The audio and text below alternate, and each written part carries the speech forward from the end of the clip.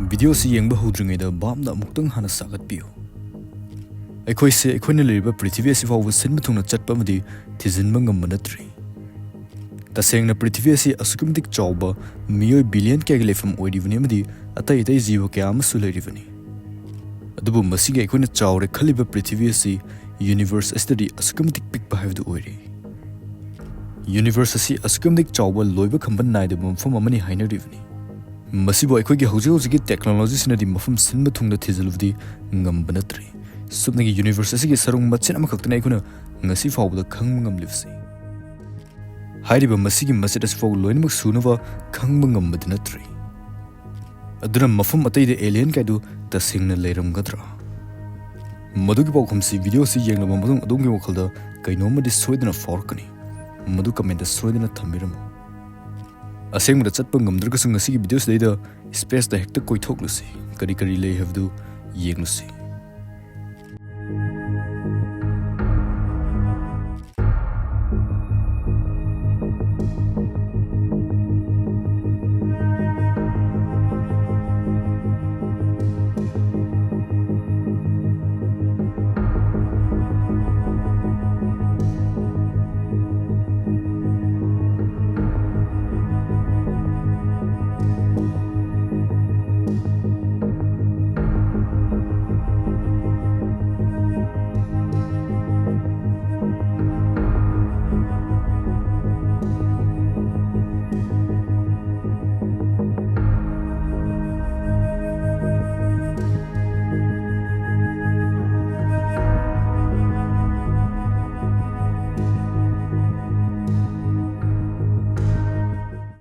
Spacecraft si sumsum paikalakna space ta kilometer lising nipan nga cham amuk pair bamatung prithvi si asumna ugani.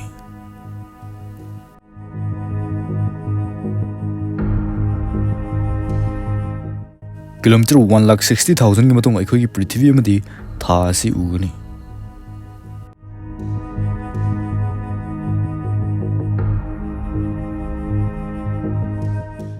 Kilometer 25 million muk pair bamatung da Mars hariba planet asi ubu fangani.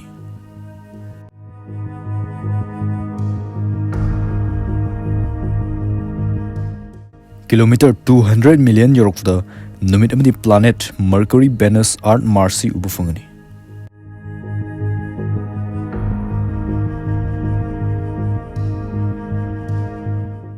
Kilometer 2 billion yorokda Jupiter, Saturn, Uranus amadi Neptune hariba planet asi ubu fangani.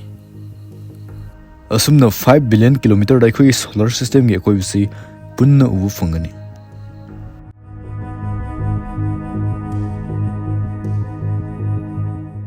Asumna kilometer 2 light years yorukta khoi solar system sika khwaidigi nangnaba solar system Alpha Centauri si ubu fangani. Khoina le reverse solar system study star system gi amakhaktani dubu masdari star si ahum lei. Alpha Centauri A, B amadi Proxima Centauri haribi star omsile. Aduga Proxima Centauri asina prithvi ga khwaiding naknaba atopa solar system gi star amani. Masi prithvi dagi 4.25 light years hena lapna lei aduga masi gi akoibda planet ahumsile. Adubu hauji le technology asina mafum adu yongba chatpada chahi lising kya ama changani hari.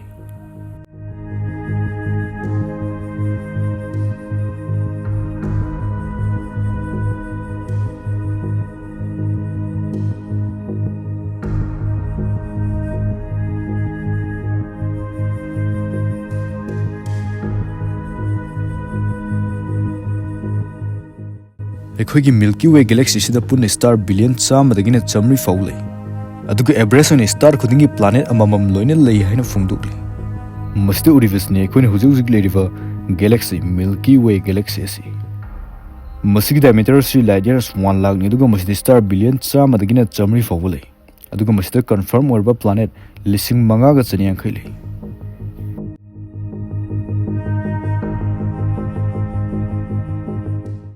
Aduga masida pikna urivisna satellite galaxy havdani. Satellite galaxy of the galaxy as Obamagi akoivda leiriva galaxy macha aduvani.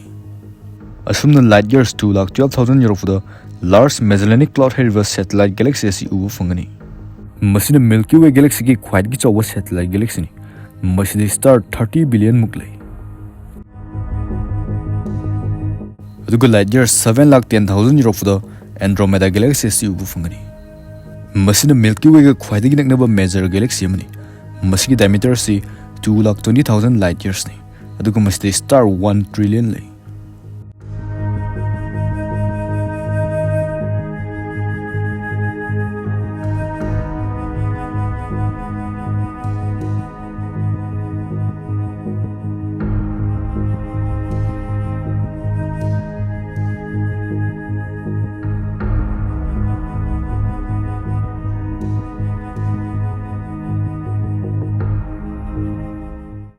aduga masida uriva lane ke super cluster sida chawrangna galaxy lakh amarum leirivani